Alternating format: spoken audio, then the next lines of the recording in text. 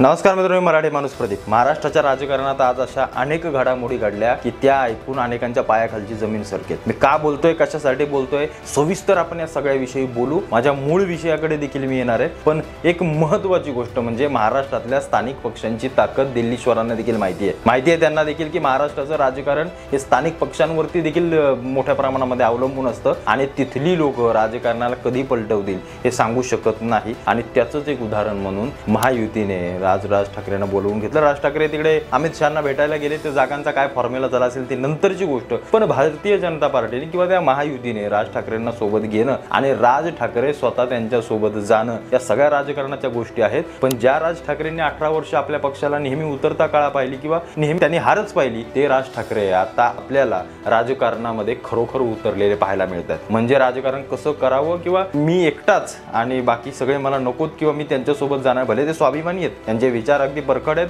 थेट आहेत, पण कुठेतरी आज ज्या गोष्टी घडल्या त्या राज ठाकरेंना पूर्वीच करायला पाहिजे होत्या आणि ते राज ठाकरे आता आपल्याला खरोखर चांगल्या आणि उत्तम अशा ट्रॅकवर चालताना दिसत आहेत। पण सगळ्यात महत्त्वाची गोष्ट ती म्हणजे अमित शहा हे भारतीय जनता पार्टीवाले किंवा हे सगळे महायुतीवाले राज ठाकरेंना एवढं सोबत घेत आहेत। काय नक्की राज ठाकरेंची ताकद आहे, काय त्या माणसामध्ये आहे, किंवा ते पक्षाच्या बाजूला सोडू, राज ठाकरे यांची खरी ताकद काय या सगळ्यांना माहिती आहे। त्या गोष्टीविषयी आपण सविस्तर बोलूया। सगळ्यात महत्त्वाची गोष्ट म्हणजे महाराष्ट्र नवनिर्माण सेना मराठी करणारा पक्ष आहे। म्हणजे मराठी लोकांसाठी, मराठी सगळ्या गोष्टींसाठी झटणारा हा पक्ष आज खऱ्या अर्थानं महायुती सोबत जाऊन देशाच्या एका पातळीवरती उभा राहिला। ही काही साधी गोष्ट नाहीये। त्यांना एक सीट देव, दोन देव, पुढच्या गोष्टी झाल्या, पण महायुती सोबत जाणं राज ठाकरेंना खरोखर फायद्याचं ठरेल हे माझं वैयक्तिक मत आहे। कारण थोडासा इतिहास जर पाहिला ठाकरे घराण्याचा तर तो फार झंझावाती आहे। फार म्हणजे अगदी त्या गोष्टींमध्ये मला असं वाटतं जो ज्याला माहिती आहे, ज्यानं तो काळ पाहिलाय, ज्यानं आज त्या गोष्टींचा अभ्यास केलाय, त्याला ठाकरे घराण्याचा हुंकार आजही माहिती आहे। मग ते प्रबोधनकार ठाकरे असो, बाळासाहेब ठाकरे असो आणि आत्ताचे हे सगळे ठाकरे कुटुंब, खास करून राज ठाकरे,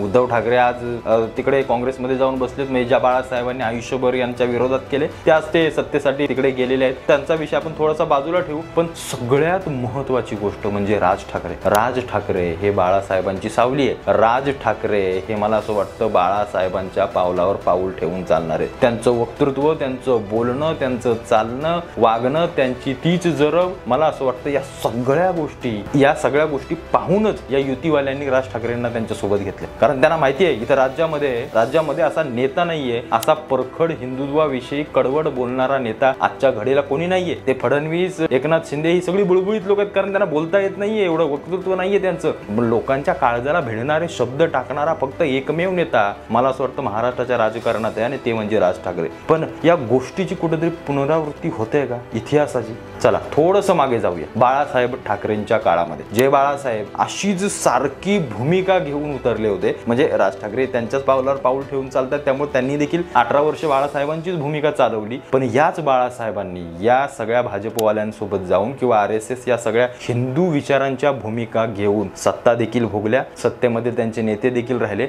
आणि आज तागायत ती शिवसेना बाळासाहेबांच्या त्या विचारांवरती तगून राहिली। ती आतापर्यंत म्हणजे उद्धव ठाकरेंच्या इथपर्यंत, आता कुठली तो विषय वेगळा आहे, पण आता बाळासाहेबांचे खरे विचार, बाळासाहेबांची खरी शिवसेना म्हणून लोक आज राज ठाकरेंकडे पाहतात आणि त्या गोष्टीची पुन्हा पुनरावृत्ती होते। कारण राज ठाकरेंना समोर पाहणं म्हणजे साक्षात बाळासाहेबांना पाहण्यासारखं आहे। म्हणजे ज्यांनी पाहिलं असेल त्यांना ती सगळी गोष्ट जाणवत असेल आणि राज ठाकरे मला असं वाटतं अगदी तंतोतंत बाळासाहेबांचं राजकारण खेळत आहेत। म्हणजे आता त्यांचं जे जाणं आहे 18 वर्षानंतर किंवा काय 17-18 वर्षानंतर पक्षाची सगळी गोष्ट पाहून ती गोष्ट येणाऱ्या काळामध्ये महाराष्ट्र नवनिर्माण सेनेला एका उंचीवर घेऊन जाईल हे नक्कीच आहे। कारण यांना देखील माहिती आहे भाजपवाल्यांना, या सगळ्या लोकांना, की एकनाथ शिंदे आणि अजित पवारांची अनेक माणसं जनता पाडून टाकणार आहे, अनेक माणसं। कारण त्यांनी जे फुटीरतावाद केलेत किंवा अजित पवार तर त्या घोटाळ्यात नरेंद्र मोदींनी आवाज उठवला की तिकडे उडून इकडे आले आणि फडणवीस या सगळ्यांना सोबत घेत आहेत, पण लोक मला असं वाटत नाही या सगळ्यांना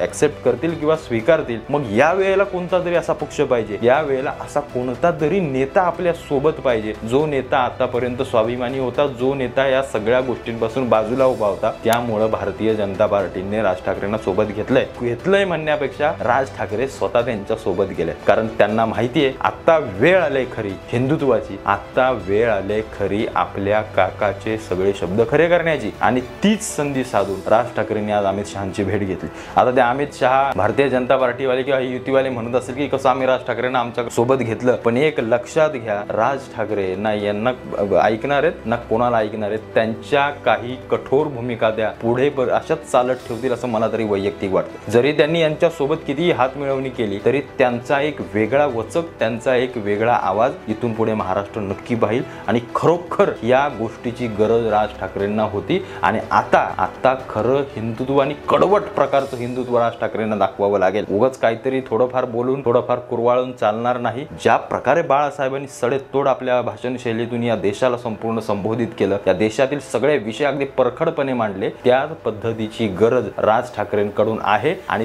त्यासाठीच म्हणून भारतीय जनता पार्टीने राज ठाकरेंना घेतलंय। महाराष्ट्रापुरतं घेतलेलं नाही, तुम्हाला समजत नाही याच्या मागचं राजकारण, कारण राज ठाकरेंसारखा नेता या देशात नाही बोलण्यासारखा, म्हणजे असं देशात कोणताही नेता घ्या आताच्या घडीला त्याच्याकडे अशा दर्जाचं वक्तृत्व आहे ते राज ठाकरेकडे आहे, आणि ते त्यांनी ओळखलंय, हेरलंय। पण या सगळ्या गोष्टींच्या दरम्यान राज ठाकरे स्वतःची एक वेगळी प्रतिमा हिंदुत्वाची निर्माण करतील, आणि ती इतकी भयंकर कडवट असेल त्याचे पडसाद येणाऱ्या काळामध्ये आपल्याला दिसतील, आणि त्याचा सगळा फायदा राज ठाकरेंना आणि त्यांच्या पक्षाला होईल। जे आता त्यांच्या पक्षात शिल्लक राहिले ते येणाऱ्या काळामध्ये मोठे होतील, आणि नक्कीच होतील। म्हणजे राज ठाकरे परवा म्हटले की संयम ठेवा, त्या संयमाची फळं ते जरूर देतील, कारण एवढा मोठा नेता राज्याच्या राजकारणात आज खऱ्या अर्थानं उतरलाय, आणि त्याची ताकद आता येणाऱ्या काळामध्ये दिसेल, ही साधी बाब झाली नाही। नरेंद्र मोदींना देखील माहिती आहे की हेच राज ठाकरे गुजरातला आले होते आणि तेव्हा मी पंतप्रधानाच्या शर्यतीमध्ये उतरलो होतो। हेच राज ठाकरे जेव्हा आमच्यावर टीका करतात, आमच्या विरोधात बोलतात, आमच्या सोबत येतात, पुढच्या पक्षावर विरोध करतात, या गोष्टीचा मोठा असा पडसाद लोकांवरती पडतो आणि राज्याच्या देशाच्या राजकारणावरती पडतो। त्यामुळे राज ठाकरे काय साधी आसामी नाहीये, या गोष्टींना साधं समजू नका। हे